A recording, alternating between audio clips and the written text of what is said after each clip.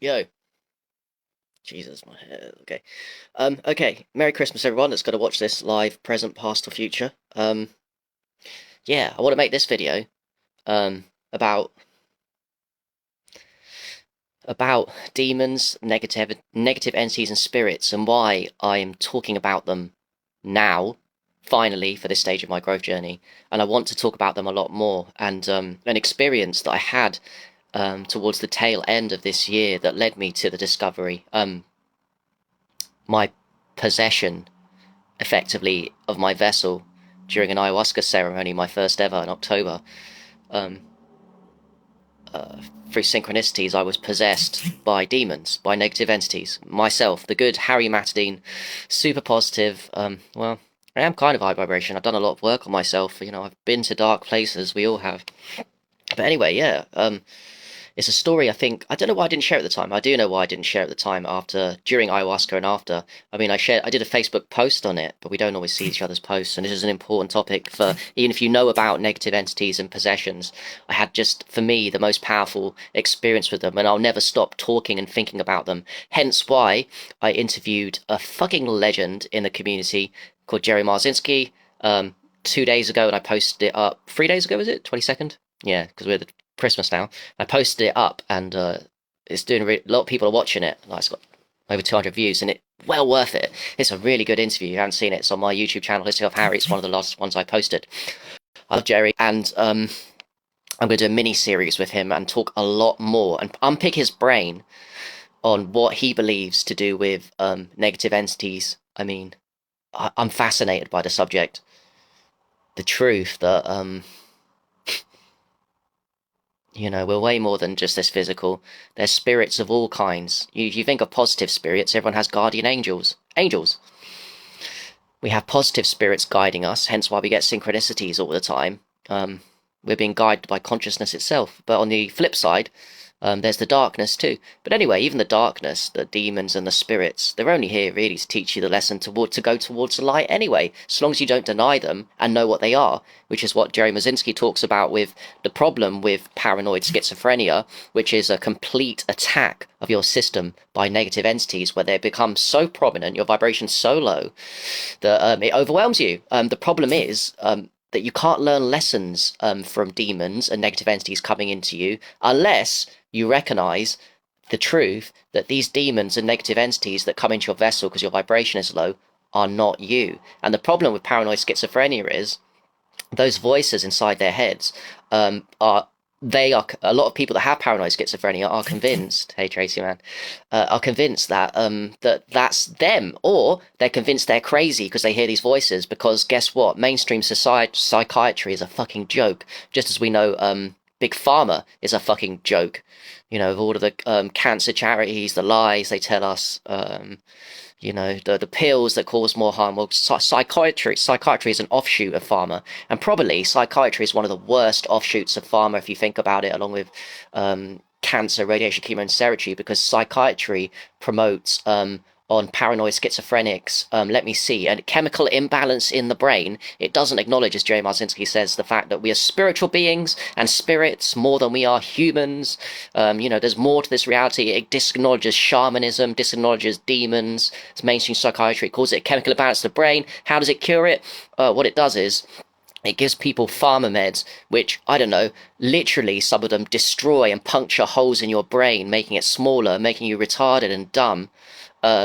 It quietens the brain down and quiets the voices, but it's like an antibiotic. It wipes out the good and the bad. It wipes out the voices, but it wipes out the good too. So pharma's just as bad. Anyway, where am I going? I'm trying to remember the title of the video. Oh yeah, my ayahuasca trip. So that's what led me. So let me share quickly my truth on why I'm going down the rabbit hole of negative entities, possession, and demon attacks. Because quite frankly, I had one, and for the first time in my life, by the way, because that's not true. Another thing I learned from Jerry Marzinski is even high vibration people that I guess we consider ourselves now, even like me now, sometimes if I'm in a position where, I don't know, I'm on top of a really high building and I'm on the edge and I love life, but I have this thought come into my brain, like, oh, I wonder what it'd be like to jump off. It comes. What I'm saying is, even if you are high vibration, you still have these thoughts sometimes, these weird thoughts of suicide, or other one is hurting people. Sometimes, so I wonder what happens if I hurt this person. And you think it's your trauma from your past, probably reliving yourself. It's not. It's actually negative entities. But the thing is, when you're high vibration, you understand that it doesn't overwhelm you because the majority of you is your heart space, your soul. I'm just saying that this negative entity thing runs deep. Paranoid schizophrenic is a great example of someone that's completely possessed. But to all, even us, to all varying degrees, we have to work endlessly on our vibration because we are all negative spirits from other realms are just waiting to harvest our souls. I think that's why the COVID and all this is going on. They're already harvesting a great job from a lot of people with the vaccine, which lowers your fucking vibration as well, so the spirits can come in. Obviously, that's a huge one. But they're waiting for all of us to be in fear so they can come into us. Anyway, yes, in October this year, I had my first ayahuasca experience with my partner, ex-partner. But it was my partner at the time, which was cool. Nice experience to have. I was going to do it by myself, by the way. I just want to do ayahuasca. And let's just say that I didn't put in the work before. I didn't show it complete respect to ayahuasca, because I know you're supposed to fast for, some people say, for many weeks after. And I didn't. And I led my ex-partner down that road too. My own fault. I was leading, and I didn't even fast the day of it. I didn't even fast. So that could have been the start of a synchronous events that led me to this. I'm getting punished by the mother ayahuasca in a good way, because now I can see why I was led to this punishment for all the good that I'm going to do from the lessons I learned from that experience. So maybe one of the reasons why I had this bad experience, which is key, is that I didn't fast and I ate food that day. I didn't purify myself properly. But anyway, during the ayahuasca, total I had, or we had, there was 4 of us, is 1 small cup. We had it in other small doses. The shaman was great. Before anyone says, did you have a good shaman? And is this the reason why you had a bad ride, Harry? No, it's not. I had a great shaman. Thank you very much. He's in London, but he's dedicated like you wouldn't believe. He's from South America, completely dedicated, very centered, grounded, does ayahuasca regularly. Amazing, awesome human. So it's not him. It's me. And the lack of fasting, and also my vibration, showing me that I've got a lot of healing work to do, and that's okay. It's got to be. It's got to be okay. Because that's me. I'm not going to judge myself negatively. I've come a long way. I don't care.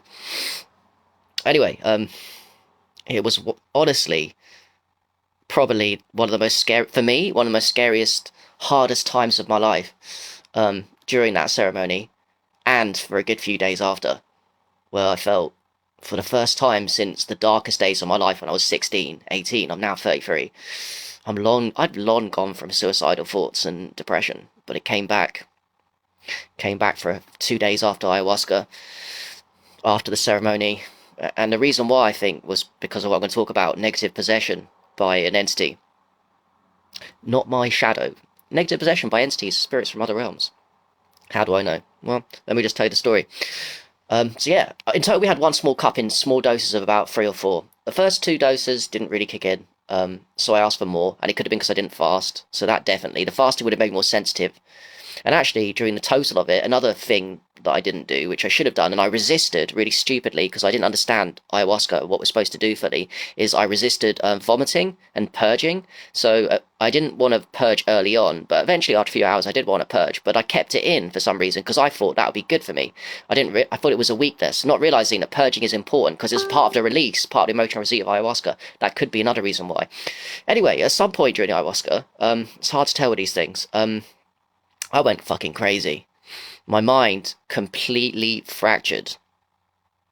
I bet you, quite a few of you watching this have had this experience in your life with certain psychedelics, when you take too much. I bet you've had. I went crazy. I lost myself completely. There was no personality, and I thought, quite honestly, fuck, my mind has fractured. I am stuck. What about all the shit I was going to do in my life, and who I am, and my ego, and all the shit I've got to do? I can't do it anymore because I can't even function as a normal human being. My mind completely fractured. I started talking fast like a fucking crazy person in my own mind, whilst another bad thing was I kept it to myself, and call it masculine ego. Yeah, I call it masculine ego, but I really don't like asking for help. And this is not good all the time. Sometimes it served me well, because it makes me a warrior. But when it comes to taking ayahuasca and your mind being fractured, it really is important at this time to fucking ask for help. But another issue was that other people, it was taking 3 other people, and not my ex-partner, another girl was really struggling. She was young and she's been through a lot, and she was asking a shaman for a lot of questions. So on top of the fact I don't like asking for help when I'm going through my own shit, there was another girl that was needing help from the shaman, and there's one shaman between 4 of us, which isn't a bad ratio, but then I thought I didn't want to take her time too. Anyway, I don't know if I was justifying it, but anyway, my point was that I wasn't asking for help, as I was losing my mind and thinking, honestly, I'm stuck, mentally retarded, with a fractured mind, and I'm never coming back, which is very scary. I bet a few of you have been there. Honestly, I thought I was never coming back to myself. Very scary. I don't remember how long it lasted, at least half an hour of a complete fracturing of my mind. And guess what? When your mind fractures, your vibration lowers to that degree. All of a sudden, your frequency is such a low, then the negative spirits, who are always opportunistic and always on the lookout and hunt, they're always on these realms, looking for targets, and a massive frequency drop from me, and guess what? My mind fractured, and those spirits said, hello, I'm coming in to possess you, H. Matadine. It's exactly what they fucking did. They came in after the fracturing and they possessed me. How do I know? I'll tell you. I became, this is funny, I became a pervert. Now, I'm not saying my shadow self is not perverted, although I like to think I'm not, to that degree. But anyway, I became really perverted. So, first of all, I wanted to fuck my partner, but then that's okay, because that's my partner, and that's normal, I guess, kind of.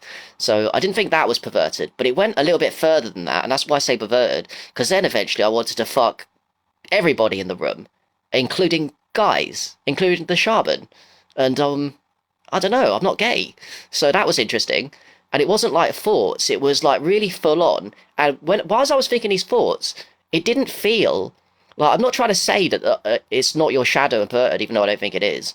I'm trying to say it didn't feel like it was me. It was so weird to have these thoughts over and over from, like, authenticity. It felt authentic, but yet not. It's hard to describe. It literally was, I was being possessed after my mind got fractured by this demon who recognised the opportunity. They were always on the hunt.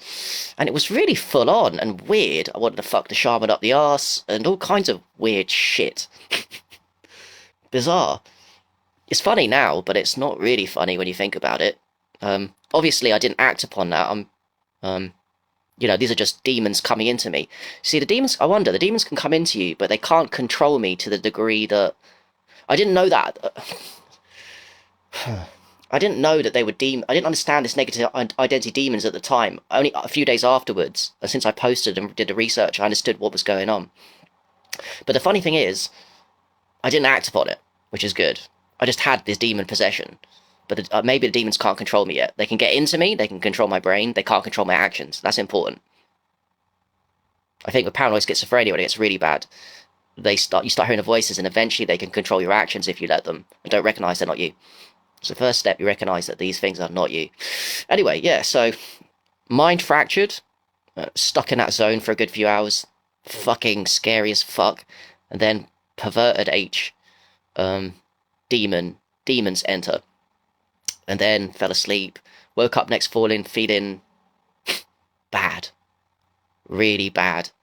Like, my partner and the others were like keen to listen to the shaman talk, because he's very wise and grounded, and try and integrate. But all I wanted to do, I was the only one there, all I wanted to do was to get out and go home and cry. And I didn't know why. I just didn't want to listen to anybody. I didn't want to be around anybody. I just wanted to go away. Yeah, Tracy, it's great insight on fracturing. And actually, what led me to is Jerry Marzinski talks about it. When the mind fractures, oh my God, it's basically the lowest vibration point you can have. And then the entities enter. But anyway, I wanted to get away after the ayahuasca ceremony. Thank God my partner was with me. She helped me out so much on the bus journey home. It was the hardest thing in the world just to get home. I just wanted to get home. And we did. And I cried in my room and felt depressed like I've not felt ever in a long time. I think it was the negative entities in me. You see, What I think is, what I think is, that was a sincere attempt from the darkness to try and kill me off and at least stop my mission. It's the only opportunity they're ever going to get. So they had to do it in the ayahuasca realm when my mind was fractured. And there was a hangover effect the day after, 2 days after, 3 days after, where I was really in a bad headspace. And the aim of the negative entity still inside me, I guess, was to try and stop the mission.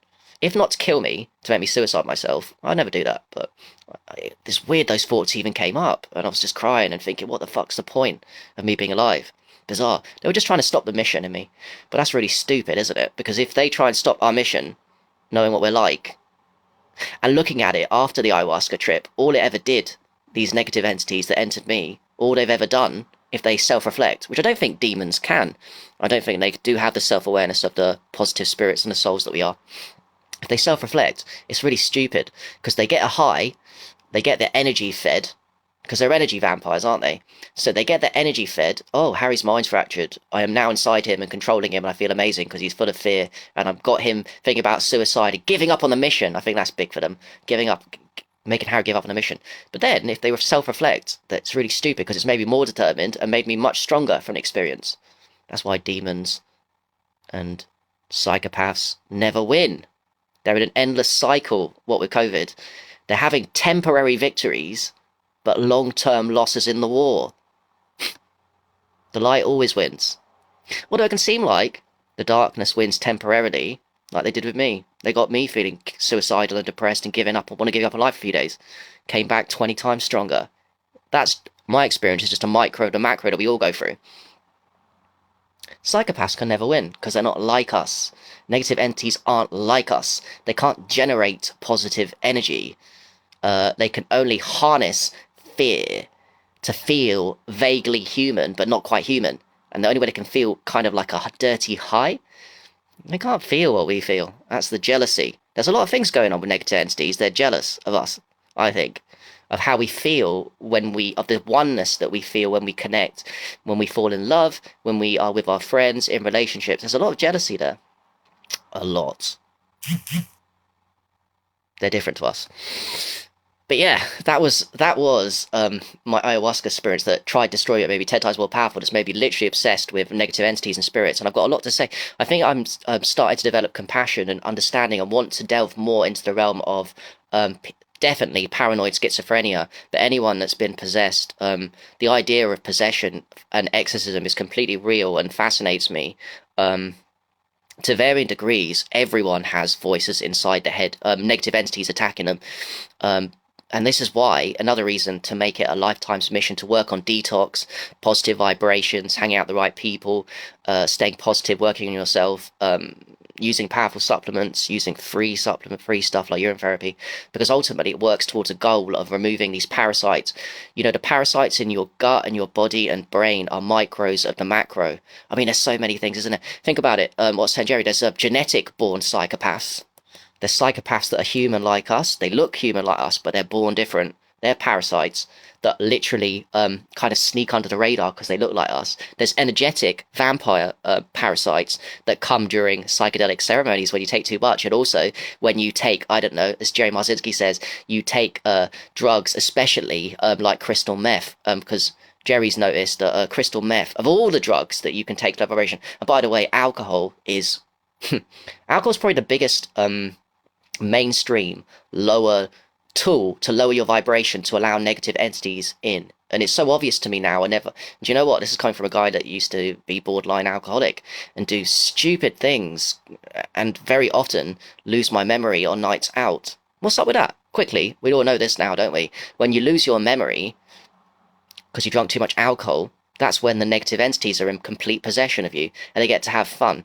The negative entities they get to experience being drunk through you because they don't know what it feels like, and they get to control you too. And that's why people always say you always do stupid things. You're not you when you're drunk. Yeah, because you're not you. You're possessed by negative, isn't it? The Al Ghul thing's all real. Possession by souls. Alcohol's a complete shit thing to mess about with. Okay, a little bit of red wine if you want to go there. I don't want to judge people in terms of you do what you want with your life. Just I want complete understanding that it's one of the worst things you can take for lowering your vibration, allowing negative entities. And why would you want to allow, 5% increase in control by negative entities through alcohol? What the fuck?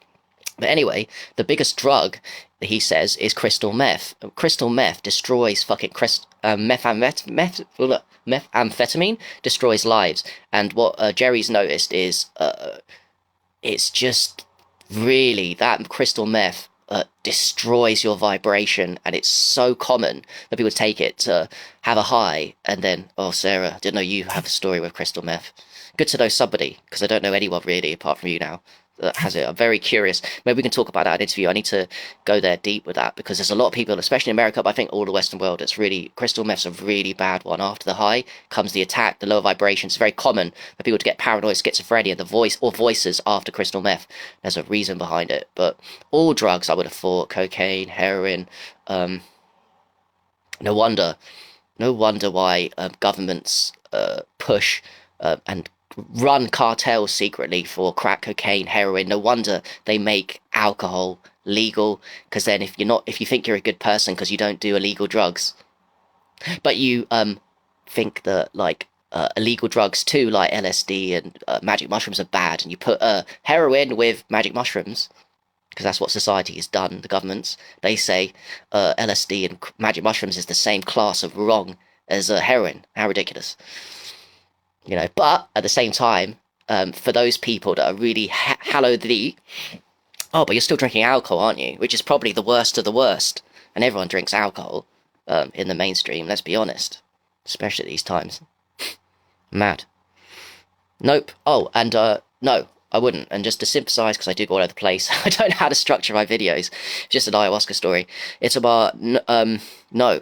Actually, my ayahuasca experience has made me completely stronger. I think ayahuasca is so fucking powerful. I'm not afraid of doing this again. I mean, it was the scariest experience of my life, and often I know a lot of you guys have had the most scariest and amazing experience of your life with plant medicine. I need to do ayahuasca again, because I just think, and people told me, you just need to do it a few times, Harry, gain that strength, gain the vibration. I'll do it again, even if the negative entities want to come in for a few days and make me depressed and suicidal again. Until I toughen up, I'll do it again and again and again, because now I know the negative entities aren't me. By the way, the first step to detachment of negative entities for paranoid schizophrenics and anyone hearing voices in your head, the first step and the most important is recognition of the actual truth that those are not you. Recognition, you are a spirit having a human experience. We are always being surrounded by positive. I mean, this goes deep. Synchronicities aren't you. They're your guardian angels and positive spirits guiding us. You meet the right person at the right time for your growth. It's not you. It's positive spirits. So of course there's negative spirits too. Except the negative spirits, more often than not, especially in us, actually serve us towards the light. Sometimes negative spirits do win with certain people, keep them plugged into the blue pill, or killing themselves so they have to come back here, which, by the way, is really stupid, isn't it? I think of that a lot too. I'm sure few of you have been suicidal in your life, and being real, if you kill yourself, all you have to do is repeat the cycle again with the same suffering. It's really stupid. Who'd want to do that? I wouldn't. It's the worst option of them all. And there's an interesting theory that I need to talk to Jerry quickly before I leave more about with suicide, because on the one hand, negative entities, when they talk to you, they want you to kill yourself, but do they really? And if you do kill yourself, all of a sudden, maybe, obviously the energy, they won't be able to harvest energy off you because you just flatlined and died, right? But maybe they can pass over to your children or something, so there's a gain. Or maybe there's not a gain. Maybe they don't want you to kill yourself. They want to get you to the point of feeling like you kill yourself, so you're really in fear, because the more fear you generate as a human, the more the energy vampires from the spirit world can really feed off you. You know, like in Monsters, Inc., for example, was a great movie to watch on that. The harvesting of fear through children. Oh God, this is a deep topic. We talk forever, adrenochrome, all that stuff. Fear. Make the kids... And paedophilia, where's that come from? Generate fear in children, and then you can harvest the energy, not just for the people in the physical reality, the paedophiles, but then the negative spirits too can harvest the energy from a baby that's pure being fucked. you know, by impure souls. It's very deep and very complicated. But yeah, I find it fascinating. I don't know the answer to that question. Do energy vampires from negative realm really want you to kill yourself? Can they still feed off your ancestral line? Does it end there, or do they want you to get to the point of thinking like kill yourself and generate a lot of fear, and then they don't want you to do it? So will they stop it? I don't know the answer to that. I need to talk to Jerry more. I don't even know if Jerry knows the answer to that. I just find the whole topic fucking fascinating. Expect more videos. Expect more from me to talk about. Jerry's up for a mini series, and he fucking knows a lot. And I want to reach out to people that know way more than me on demonic possession. If anyone's Sarah, I'll message you. Anyone that thinks they have been demon possessed or has experience with negative entities during plant ceremonies or any time of their life, I find it all fascinating. I think it needs to be talked about. The spirit realm, because we're more than physical, aren't we? And spirit realms and things we don't see is the things that are the most important to talk about. You know. So there we go. Yeah. All right. Peace. I love you guys. Have an amazing Christmas. And an amazing 22. There's a lot of exciting things to come in 2022. I can't wait. All right, peace.